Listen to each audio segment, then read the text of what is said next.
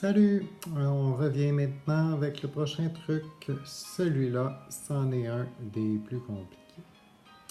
C'en est un aussi des nouveaux. Donc, on monte un peu d'une coche plus défi. Regardons ça tout de suite ensemble. En bout de ligne, avec le divisible par 8, ça se fait comme ci. Donc, je vous ai sorti exactement la même technique que les autres. Donc, premièrement, j'ai la page, juste là. Puis, je suis allé chercher en même temps une page que je vous ai sauvegardée avec toutes les explications. Donc, vous pouvez voir que sur la page, on a l'endroit où est-ce que le truc est expliqué. Donc, comme à l'habitude dans le cinémat, je l'ai encerclé en orange ici. Donc, le 8. Donc, un nombre est divisible par 8 si le nombre est formé par ses trois derniers chiffres est divisible par 8 aussi. Donc, dans mes deux exemples, un qui fonctionne à gauche, touk, touk, touk, puis ensuite un qui fonctionne à droite, touk, touk, oups, touk, touk, touk. Donc, ce qu'on observe, c'est qu'admettons, il y a 4288. Lorsque je divise par 8, les trois derniers chiffres, donc j'exclus mon unité de mille ici, mais mon nombre il pourrait être plus grand, puis ce serait exactement le même principe, mais avec un plus grand nombre. Donc, je prends toujours à partir de la centaine et tout ce qui est avant, les dizaines puis les unités. Le nombre que ça forme, c'est ça que je regarde, est-ce que c'est divisible par 8. Puis là, je fais mon algorithme de division.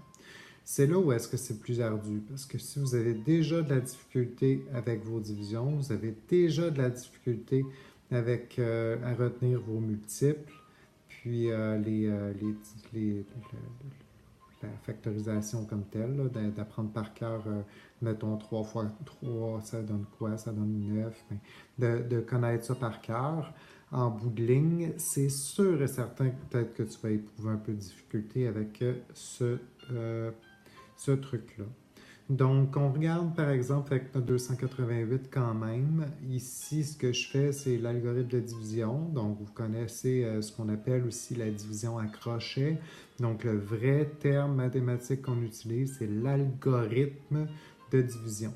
Je fais juste une petite parenthèse en vous disant qu'algorithme, ça veut dire c'est un... Est-ce que je pourrais dire, comment est-ce que je pourrais vous dire ça? C'est différentes étapes d'une même technique pour arriver à un résultat. Donc ici, ce que je fais, c'est mon 8, je vais essayer de quantifier à l'intérieur de ma grande quantité qui est 288. Donc, c'est une technique en bout de ligne, par étape. Fait que c'est ça que ça veut dire algorithme en bout de ligne. Donc ici, on prend notre 288, puis là, je me pose la question tout d'abord de ce que j'ai pas écrit, là, les marques vertes ont rapport avec la deuxième étape, c'est comme si j'en avais sauté une. Fait que si on rappelle notre façon de faire l'algorithme, c'est simplement 8. Est-ce que je suis capable de le compter au moins une fois à l'intérieur de deux centaines? On pourrait dire oui, mais ici, puisqu'on le pense comme étant deux unités, ben non, ça se fait pas. Je suis pas capable de le rentrer au moins une fois. Donc, je vais être obligé d'aller chercher, de regrouper le 2 et le 8 ensemble. Donc, 28. Là, je vais me poser la question, 8, combien de fois je serais capable d'entrer ça à l'intérieur de 28? La réponse ici, le maximum, ça serait 24. Parce que 24 plus 8, je serais au-dessus de 28. Ouais, 8 plus 24, c'est ça. Je serais au-dessus de 28. Je serais à 32.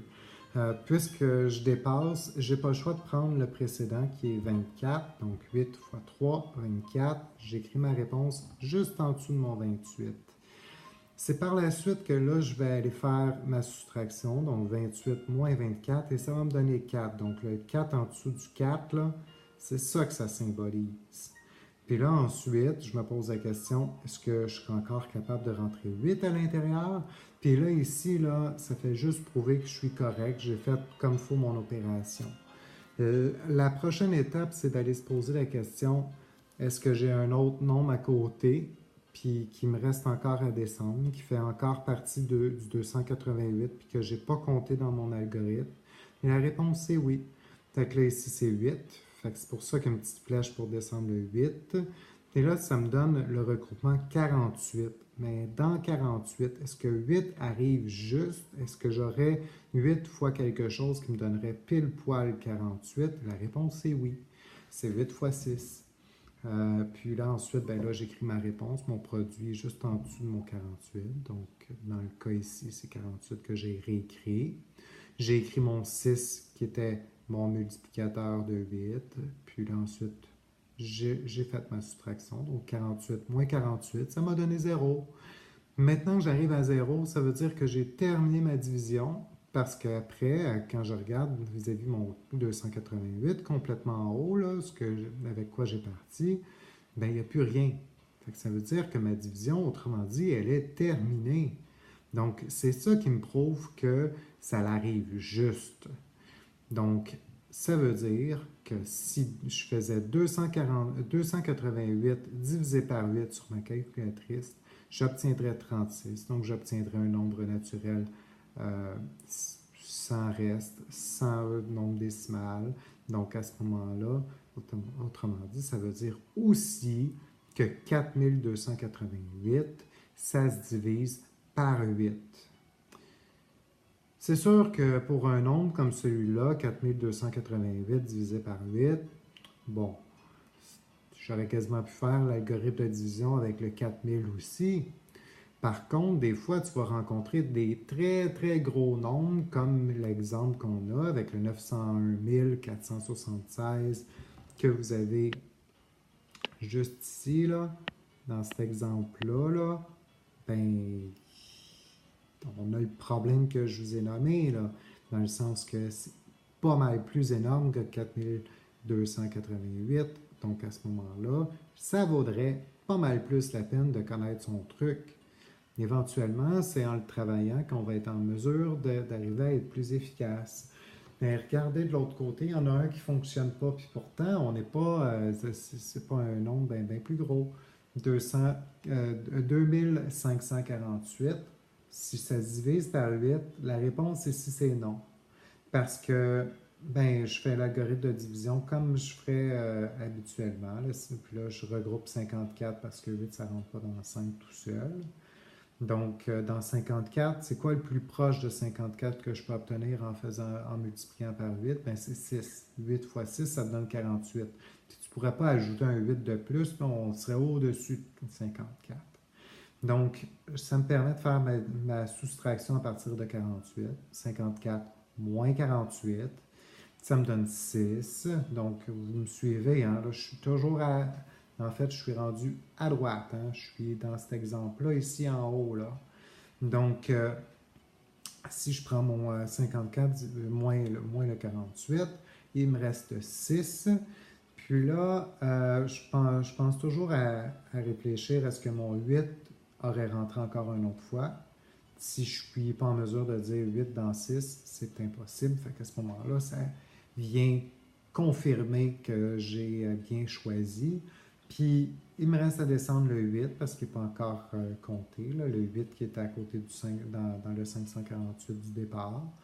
Puis, je me pose la question, maintenant que j'ai 68, combien de 8 au maximum que je serais capable de rentrer dans 68? Et c'est 8, parce que 8 fois 8, ça donne 64. Puis dans 64, si j'ajoutais un autre 8, ça ne marcherait pas. Donc, maintenant, il me reste à faire 68 moins 64, ça me donne 4. J'ai un reste qui est 4. Puis, si vous observez à côté du 548 complètement en haut, là, il n'y a pas de possibilité d'ajouter un nombre là, à part des zéros. Puis quand j'ajoute des zéros, j'obtiens soit une virgule ou un reste. Donc, c'est automatique ici, ça n'arrive pas juste. Si ça n'arrive pas juste, c'est automatique aussi, ça ne se divise pas par 8. Donc, ça met fin à cette vidéo sur le truc du 8. Bonne chance, parce que je pense que c'est lui qui est le plus complexe. Lui et le 9, là, ils ne sont pas nécessairement faciles, mais Je suis sûr que vous êtes capable d'arriver à vous souvenir des trucs parce qu'ils sont mélangés avec, c'est un peu le même principe qu'on voit avec les autres. À bientôt!